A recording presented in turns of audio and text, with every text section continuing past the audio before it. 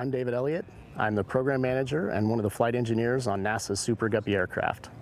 This aircraft has been around since, well, one of them at least, and since the early 1960s, and has moved everything from Apollo crew modules, Saturn rocket boosters, parts to the ISS, many different programs, and we're currently moving parts of Orion, the next space vehicle that will be launching into space. We're based out of Johnson Space Center at Ellington Field. We have missions to move different space hardware from the manufacturing facilities to the launch pad.